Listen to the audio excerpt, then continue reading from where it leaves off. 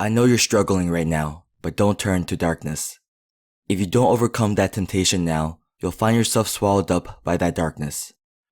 Trust us. Trust Zach. Trust Daniel. Trust Hostel. Trust Vasco. Trust Euntae Lee. What's up, Bakas? It's your boy Natty Light, and welcome to the first installment of my new Lookism series. In this series, I'll be diving into the complete stories of all my favorite Lookism characters. This includes their appearances, personalities, backstories, role in the story, and fighting styles. And what better character to start with than the hero of the Burn Knuckles, Euntae Lee, or as you might know him as, Vasco. So without further ado, let's jump right into the video. Vasco commands attention with his remarkable physique sculpted over years of rigorous training. Notable traits include his chiseled abs, wide chest, and broad shoulders. His body is adorned with meaningful tattoos that narrate his past struggles and victories.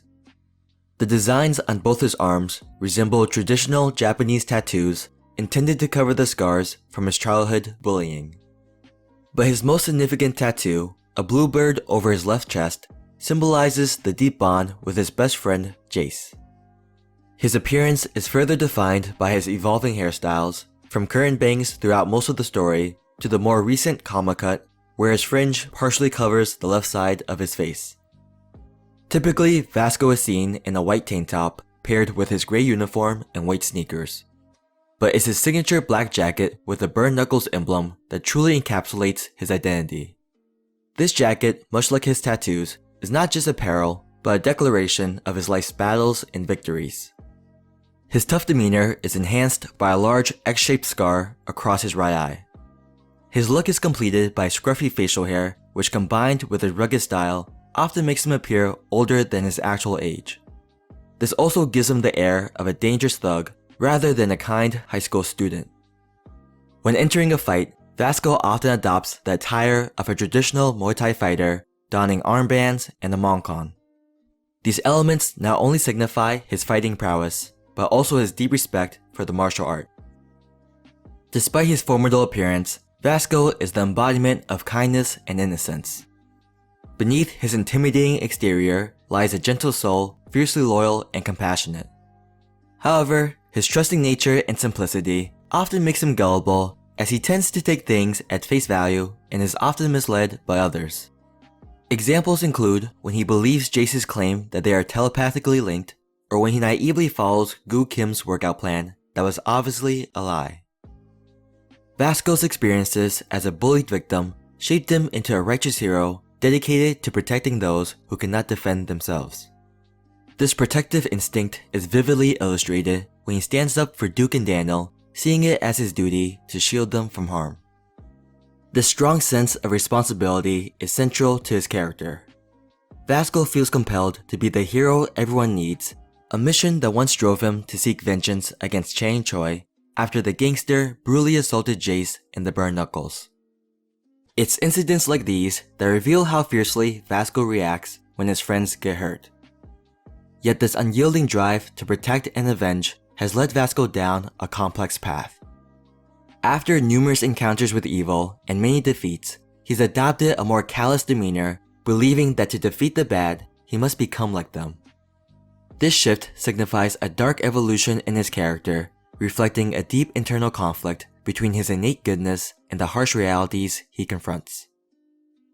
As a child, Vasco had a unique personality which resulted in Jace being his only friend.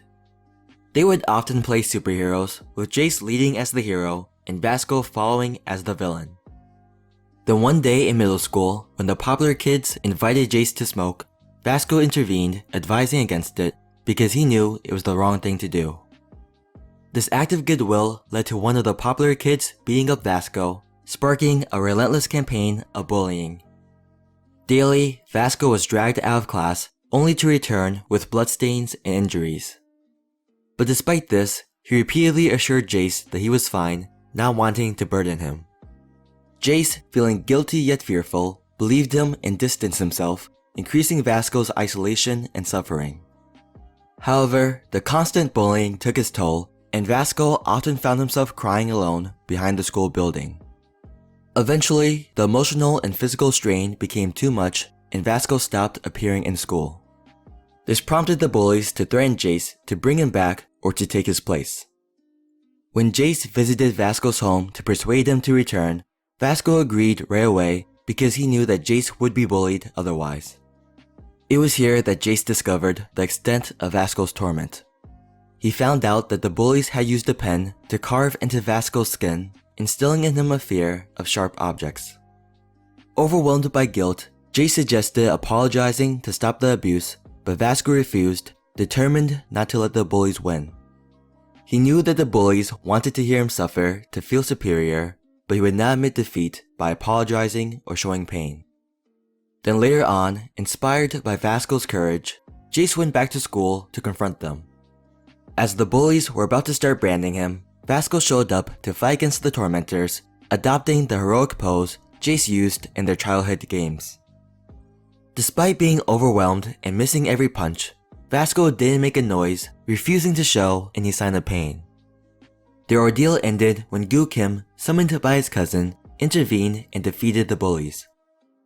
Inspired by Gu, Vasco asked how to become stronger and was given an unrealistic workout routine which he still follows to this day.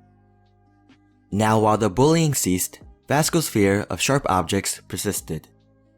To help him overcome his phobia and cover his scars, Jace suggested that they get matching tattoos, which Vasco eagerly accepted.